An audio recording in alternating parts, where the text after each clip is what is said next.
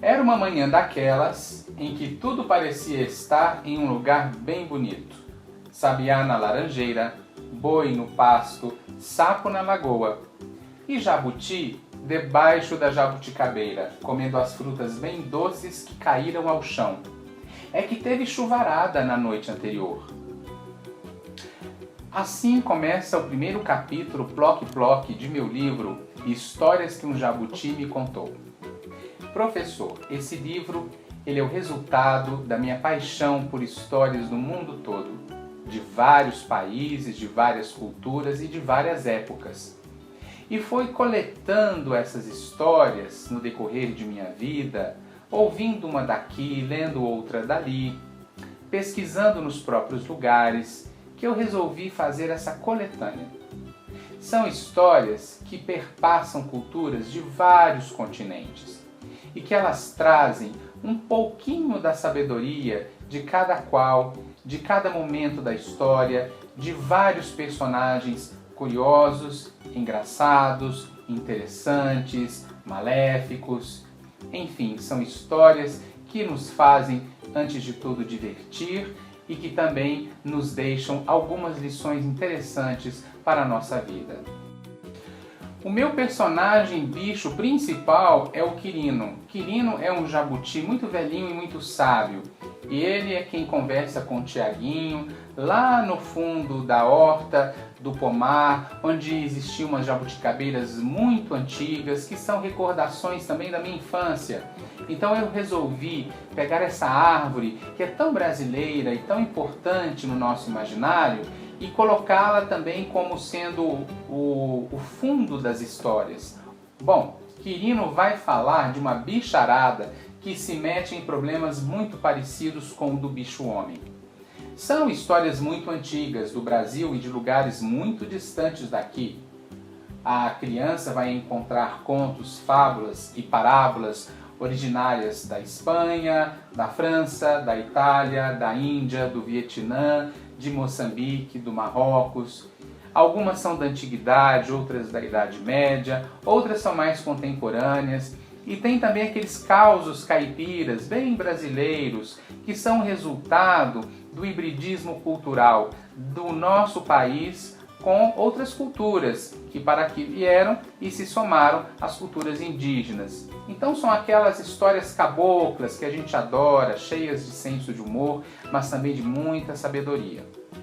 E os bichos são muito parecidos com a gente, talvez por isso gostamos tanto deles nas histórias.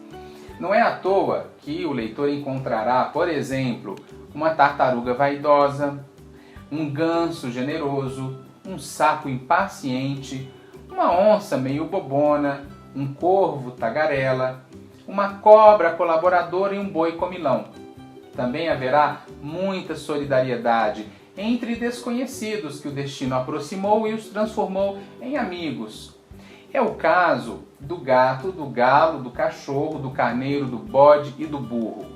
Ou ainda do problemão que uniu a rã, o caranguejo, a raposa, o urso, o tigre e a abelha para enfrentarem um dragão mal-humorado.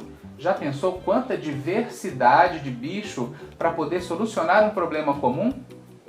É importante também lembrar, professor, educador, que o jabuti ele é um dos animais mais importantes na cultura brasileira. Tanto é que nós temos um ciclo do jabuti. E este ciclo do jabuti se deve muito à oralidade. Foi graças aos pesquisadores do século XIX que coletaram por toda parte do Brasil, do litoral ao sertão, histórias ricas, histórias caboclas, de origem indígena, de origens africanas, das mais diversas. O jabuti também é um animal da minha infância. Eu me lembro de 2 jabutis que uma amiga da família tinha no seu vasto quintal, numa época em que as casas ainda tinham quintais. E esses jabutis tinham uma vida muito livre, eles iam e vinham o tempo todo e adoravam comer frutas. E comiam mamão, comiam goiaba e também jabuticaba. E foi aí que surgiu essa ideia de juntar o que eu mais gosto, que é escrever e contar histórias, com algumas reminiscências da minha infância.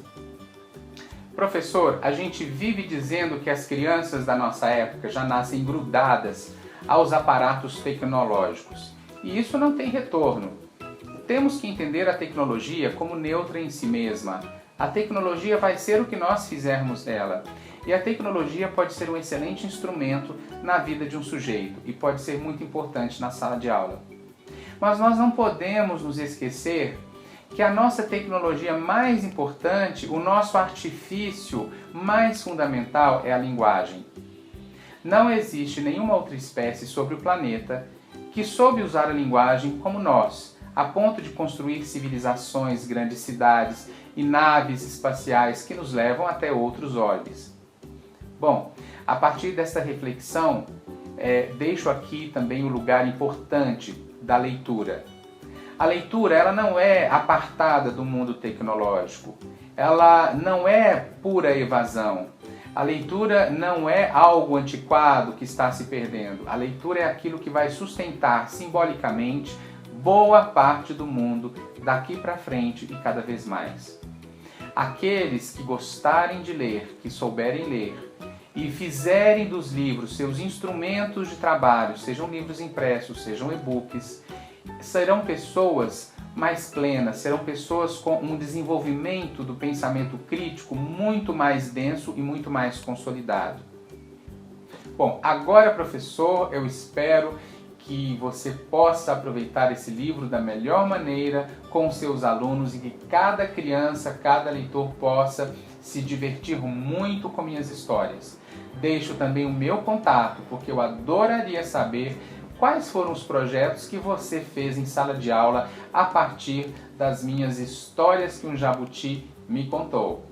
Até breve! Neste material de apoio, a editora RHJ traz uma proposta reflexiva e direcionada ao trabalho da obra literária Histórias que um Jabuti me contou, de autoria de Adriano Messias, com ilustrações de Jader de Mello. Esse livro pode ser classificado nas temáticas O Mundo Natural e Social e Diversão e Aventura. E, por sua narrativa, ele pode ser voltado para alunos de 1º ao 3º ano do ensino fundamental. Em razão disso, todo o conteúdo proposto neste material foi pensado, foi criado para alunos dessa faixa etária. Ao longo deste material, apresentamos orientações e subsídios fundamentados na Base Nacional Comum Curricular e sugestões de atividades que podem ser trabalhadas em sala de aula com um livro literário. E essas atividades não têm o propósito de explorar o livro de forma superficial. Pelo contrário, nosso intuito é sensibilizar o olhar tanto do professor quanto do aluno para a diversidade de ideias e de saberes contidos no texto literário. Esperamos que este conteúdo possa contribuir para a formação cidadã de leitores e tornar aprazível o momento de interação entre professor e alunos em sala de aula. Esperamos, assim, contribuir para a formação literária de cada vez mais leitores.